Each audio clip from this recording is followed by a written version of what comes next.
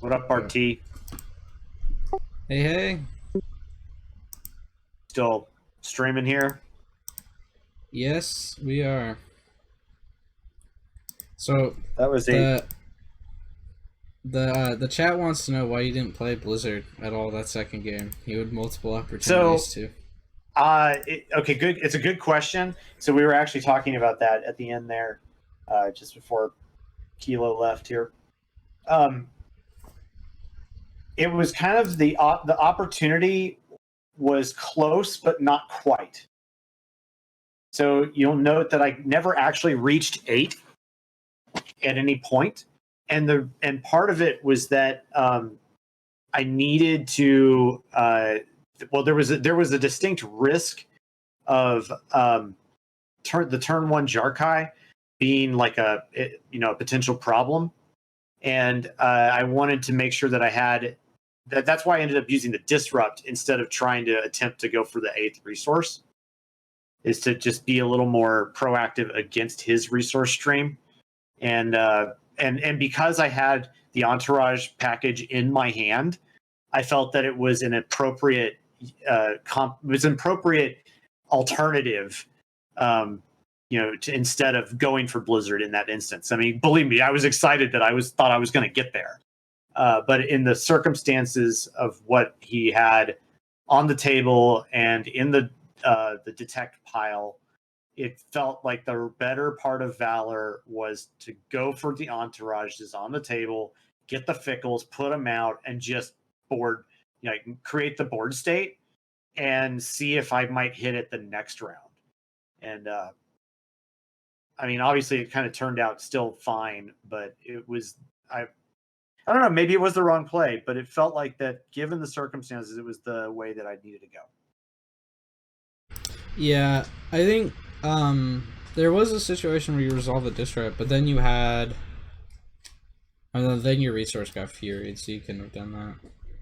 I guess. Well, that was the thing, is that if I was in a position where depending on if he had 2 resources, then he would have been he would have had the capacity to either, well, yeah, there was the Fury on the table at the time too. I think it was a Jarkai and a Fury, and it was like one of those things where maybe I could get close, but I might not be able to get through the removal. Yeah, I think that was the other thing. I might have to go back and look and make sure I'm telling you the right story here. But there was a reason, because I mean, I looked at the situation and went, I can either try to go for 8 resources, or I can take the safe path, go with entourages, attempt it next turn, and make sure that I get something down. Yeah, that could have been. Yeah, I think it was. I think you probably made like the correct play. We wanted to see the Blizzard come down. Yeah. Oh yeah. Well, I wanted it to come down badly, definitely, but it just didn't quite warrant through the logic at that point. So I didn't feel. Yeah, it's just the way it was. Having the double entourage in the opening hand was really interesting from the perspective of like that just gave me these crazy options here. Yeah. Because if you'll note, I saved in the mulligan, I saved the one security baton, one entourage, and mulled into Blizz 1, second entourage, second security baton. Yeah. I think it was. And I was just like, well, great, okay. And yeah, and then of course saving that was to allow for the possibility of hitting a weapon off of the Gideon roll in, but obviously didn't see that all game. And even at some point, it became like, I don't even know I want one anymore. So that was what it was. Yeah. But kudos to Kilo for, toughing the resource barrage through. Yeah. What are your thoughts on security baton? I like the card. I mean, what do you mean? Like, why use that above what? I think in my version, I took it out. I've been running mouse droids. I don't know if that was like the direct substitution though. So yeah, it's an interesting kind of dichotomy or dynamic that we're looking at when we're trying to determine like what are we attempting to do with the Gideon Jabba deck, and if we're trying to maximize value out of everything that happens on the board, then I felt like I wanted to have 6 upgrades. And I thought that 2 of them should probably just be riot shields because of even though I ended up not using them this game, but frequently enough, it's just a nice little overwrite into okay, you didn't get anything else, but you can overwrite whatever you got out of Gideon for just a riot shield to protect yourself and just eliminate the card from the board, and it doesn't cost you anything else. So it becomes kind of like free removal.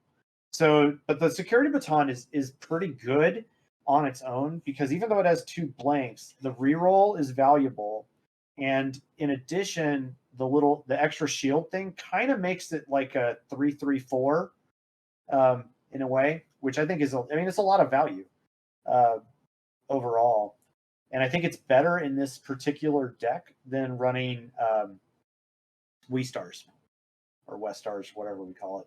I like calling them Wii Stars. Yeah. Yeah, that makes sense. Um, if you just want more cards to fill that role. Yeah, I'm not going to claim that this is the optimized version of the deck because I threw this together and I for a Wednesday night and it did pretty well, and I needed to pick a deck for Top Cut, and I was just like, you know what, let's yellow this. I don't even know what I need to switch out after the couple of games I played with it, but we're gonna roll it. Have you considered so throwing so in mouse droids? Not really, and that's probably, in retrospect, that's probably wrong. It probably needs to be in there. But the other thing is, like, I'm not sure what I would take out. Maybe the security batons. Those might be the 29th and 30th cards, so maybe they need to go out. Yeah. I also think Merchant Freighter is probably a bit questionable. I don't think you really need it. Yeah, it's not a bad card, but it's kind of neither here nor there. It can be valuable, but it might not be. So it's like you could kind of make an argument for why Merchant Freighters Mouse Droids instead of Merchant Freighters are theoretically better on the sheer basis of Abandoned Refinery. Because if you've got Abandoned Refinery, then okay, I can use the Mouse Droid as a focus to a 2 resource on turn 1, which is like better value than the Merchant Freighter, and then it kind of turns it into a slower reap, and then you can use Abandoned Refinery on that same card, which you don't always get to use Abandoned Refinery. It's not a guarantee, so it becomes just one more way to use it. So there might be an argument for why the Merchant Freighters should be gone, and you should have the Mouse Droids in there. That makes a lot of sense, actually. I could see why that's the case. Yeah, I think this deck is really, really strong. I've had a lot of fun playing it. Yeah. Yeah. It's cool. Did you end up on Entourage Fickles as well? Yeah, I did. I built mine off of yours and just made a few changes. Oh, you did? Oh, okay. Yeah. Like I added mouse droids. I think I took out the security batons. I think I took out the riot shields and added best defenses, but that might not be right. See, I don't think that's. I would respectfully say I do not think that's right. I think you want ways to, you want ways to eliminate that card that you got out of Gideon, and the riot shield is kind of like. It's kind of like Viper Probe Droid in that it's something you can get on the table and kind of, store resources for removal. Yeah, it's good. I think my philosophy was, I was not depending on getting something with Gideon that often. Yeah. Yeah, flexibility is fine in this respect, but like I think that you can't. Yeah, I think it's correct to not count on it per se, but you want to be able to take advantage of it. Yeah, I guess.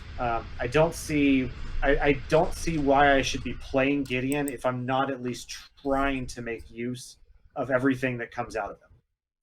And I think if you're not playing at least some measure of upgrades, it makes justifying Gideon much more difficult, even despite the 2 resource side. Like if I'm not going to do that, then I might as well go for like, I feel like at that point I might as well think toward like Watt and somebody else, you know.